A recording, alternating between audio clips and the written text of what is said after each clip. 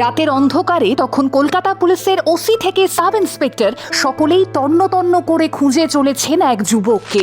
কারণ তাদের কাছে ততক্ষণে খবর এসেছে সোশ্যাল মিডিয়ায় লাইভে এসে 20-21 বছরের এক যুবক বলেছেন তিনি তার জীবন শেষ করে দেবেন। এই ভিডিওটা দেখে বিপদ আঁচ করতে পেরেছিল পুলিশ, কিন্তু খোঁজ নিয়ে দেখা যায় সোশ্যাল মিডিয়ায় সেই যুবকের প্রোফাইল লক। ঠিকানা জোগাড় করতেও সময় লাগবে অনেকটাই, আর এরই মধ্যে যে কোনো সময় ঘটে যেতে পারে কোনো অপ্রত্যাশিত ঘটনা। তবে এবারে উপায়? আর এক মুহূর্তও দেরি না করে তৎক্ষণাৎ আশেপাশের থানাগুলোতেও দেওয়া হলো খবর। রাতের অন্ধকারে রাজপথে বেরিয়ে পড়লেন কলকাতা পুলিশ বাহিনী। উদ্দেশ্য একটাই, ওই যুবকের প্রাণ বাঁচানো। কর্মকর্তারা শুরু করলেন রীতিমতো চিরুনি তল্লাশি, আর বহু চেষ্টার পর অবশেষে সেই যুবকের বাড়িতে পৌঁছে গেলেন কলকাতা পুলিশ। বেঁচে গেল একটা তরতাজা প্রাণ। আর সম্প্রতি এই ঘটনার কথা বর্ণনা করেই কলকাতা পুলিশের তরফে সোশ্যাল মিডিয়ায় একটি পোস্ট করা হয়। সেই পোস্টটিতে লেখা রয়েছে, জীবন মরণ সমস্যা। গতকাল রাত প্রায় 11টা ফেসবুক মেসেঞ্জারে একটি ভিডিও পাঠান আমাদের পেজের এক ফলোয়ার। ভিডিওটি একটি ফেসবুক লাইভের স্ক্রিন রেকর্ডিং, যা চালু করে আমাদের সোশ্যাল মিডিয়া টিম দেখে। লাইভে অচিরেই নিজের জীবন শেষ করে দেওয়ার কথা জানাচ্ছেন 20-21 বছরের এক যুবক। সঙ্গে সঙ্গে যুবকের ফেসবুক প্রোফাইল বের করি আমরা, তবে প্রোফাইল লক করা, ফলে ঢোকা যায় না।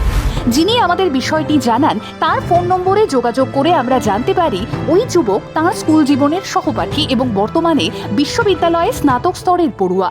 সহপাঠীর পুরনো ফোন নম্বর জানা আছে, কিন্তু বর্তমান ঠিকানা জানা নেই। প্রযুক্তির সাহায্যে সেই ফোন নম্বরের সূত্র ধরে পাওয়া যায় বেহালার একটি বিস্তীর্ণ এলাকা, কিন্তু নির্দিষ্ট কোনো ঠিকানা পেতে আরও দেরি হবে বুঝে এবারে সমস্ত তথ্য চালান করা হয় পর্ণশ্রী থানার ওসি ইন্সপেক্টর সত্যপ্রকাশ উপাধ্যায়ের কাছে। খবর যায় বেহালা থানার ওসি ইন্সপেক্টর অনিমেষ হাওলাদারের কাছেও। তার নির্দেশে এবারে বেহালা থানার গোটা এলাকা জুড়ে তন্ন তন্ন করে খোঁজ শুরু করেন সাব ইন্সপেক্টর শুভঙ্কর দাস, অমরেশ নস্কর এবং অরুণ ভট্টাচার্য। আর ওদিকে পর্ণশ্রী থানার ওসি নির্দেশে থানা এলাকায় খোঁজ চালাতে থাকেন সাব ইন্সপেক্টর রজত মণ্ডল, যিনি আমাদের ফেসবুক পেজে ঘটনাটি জানিয়েছিলেন। তার সঙ্গেও ক্রমাগত যোগাযোগ রেখে যান বেহালা থানার অফিসাররা। জানানো হয় সরসুনা থানাকেও, সেখানেও চলতে থাকে খোঁজ। যুবকের নামটি যেহেতু বাংলায় মোটামুটি প্রচলিত, সেই নামের আরও কয়েকজনকে স্তম্ভিত অবস্থায় মধ্যরাতে ঘুম থেকেও টেনে তোলেন আমাদের উৎকণ্ঠিত অফিসাররা। ভুল বুঝে ক্ষমা চেয়ে ফের ছোটেন পরের সম্ভাব্য ঠিকানায়।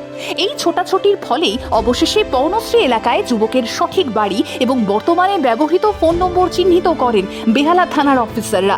থানার তরফ থেকে যোগাযোগ করার চেষ্টা করে দেখা যায় ফোন বন্ধ। খবর দেওয়া হয় পর্ণশ্রী থানাকে এবং শেষমেশ বাড়িতে পৌঁছয় 3 থানার পুলিশ। ভাগ্যক্রমে যুবক তখনও জীবিত এবং অক্ষত।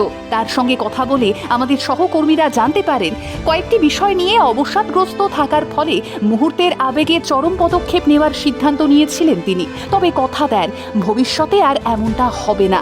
সন্তানের সুস্থতার স্বার্থে কলকাতা পুলিশের নিবেদিত প্রচেষ্টাকে কুর্নিশ জানিয়েছেন তার মা। ভোর 4টে সেই বাড়ি থেকে বেরিয়ে হাঁপ ছেড়েছি আমরাও। একটা কথা বোধহয় আমরা প্রায়শই শুনে থাকি, তাই না? সরকারি কর্মচারী মানেই মাস গেলে মোটা অঙ্কের মাইনে, আর তিনি যদি পেশায় পুলিশ হন তবে তো কথাই নেই, নির্ঘাত ঘুষখোর। আচ্ছা, রাতের বেলায় রাস্তায় নেমে ঠিকানা জানা নেই এমন একজন যুবককে এত কষ্ট করে খুঁজে বের করে তার প্রাণ বাঁচিয়ে তাকে জীবনের মূল স্রোতে ফিরিয়ে আনার যে চেষ্টা করলেন ওসি থেকে এসআই, এর বিনিময়ে তারা ঠিক কী ঘুষ পেলেন বলতে পারেন? নাকি মাইনেতে কিছু বেশি পাবেন? না, পাবেন না। আসলে সমাজের 1-2জনকে দেখে সকলকেই ওই একই পর্যায়ে ধরে নেওয়াটা ভুল নয়, অন্যায়। একবার ভেবেই দেখুন না, এই কর্মকর্তারা যদি শুধু টাকার জন্যেই কাজ করতেন তবে তাদের কি দরকার ছিল বলুন তো? যদি তারা এরকমটা নাও করতেন তবুও তো আর 5টা মাসের মতোই এবারেও মাইনে পেতেন।